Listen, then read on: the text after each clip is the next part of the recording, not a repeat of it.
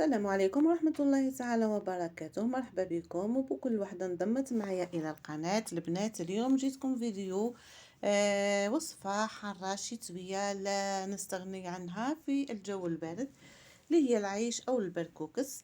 ما تنسونيش البنات باللايك، وما تنسونيش بالاشتراك وتفعيل الجرس. نتمنى تعجبكم طريقتي. واش نحتاج في الوصفه؟ كما كنتوا تشوفوا نحتاج بصله، ثوم، خضار اللي حبيتوها، بطاطا، جزر لهنا، جريوات. راح نستعمل هذه التوابل، استعمل توابل الدجاج، بابريكا الحلوه اللي عنده الحار يدير، كزبر، حطيت شويه ملح، فلفل الكحل وشويه تاع الكركم. وانتم استعملوا التوابل اللي تحبوها. واستعملت ايضا لهنا راس الحانوت. نجي لهنا نجيب الاشواط تاعي ونميكسي مليح البصله والطماطم والثوم بالطريقه هذه. ونجيب طنجره اللي حنطيب فيها، نحطوا كميه من الزيت. وتقدروا تستعملوا دجاج ولا القديد الخليع. انا ما كانش عندي دونك استعملته هكا باكو يجي هايل، خصوصا كيعود حار.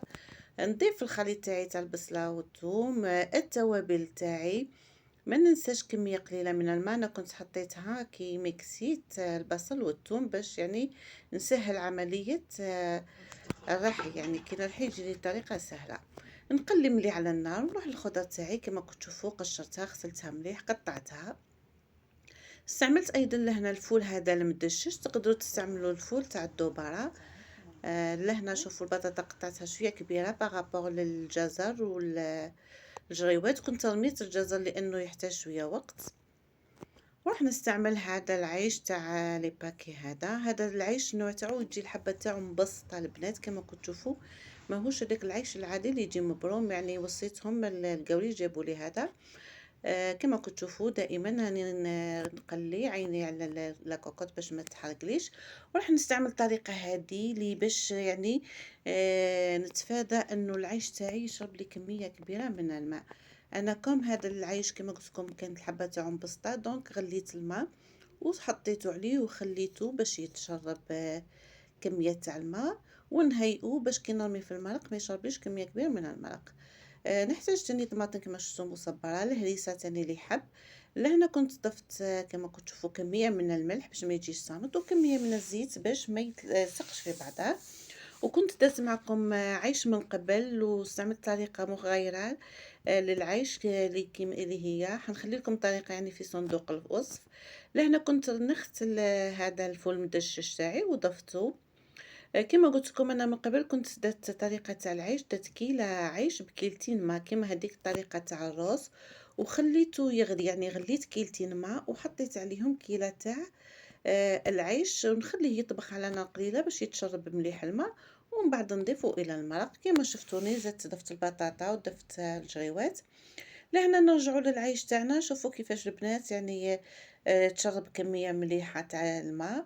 نجي لهنا نشلو باش نتخلص من هذيك النشا اللي فيه، باش كي نضيفو كيما قلت كاين ناس ما يحبوش العيش اللي يجي شايح بزاف، ومنهم العائله تاعي. احنا نحبوه يكون شويه خفيف، يعني فيه المرق باش المرق هذاك يعني يدفي مع البرد هذا اللي رانا نشوفو فيه. واللهم صيبا نافعا ان شاء الله. كما كنت تشوفوا جيت لهنا وضفت الكميه تاع العيش تاعي، راح تخرج لنا كميه مليحه. رميت الطماطم تاعي، تقدروا ترميوها يعني قبل. وكما نقولوا عيش ولا البركوكس لازم يكون حار. انا حطيت يعني كميه مليحه.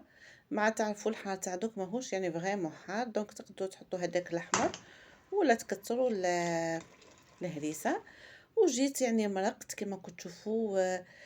مع انه شربته مي كومام خدالي كميه ما لاباس بها تاع المرق. يعني مرقته مرتين بهذيك لاكاسرول اللي شفتوها معايا.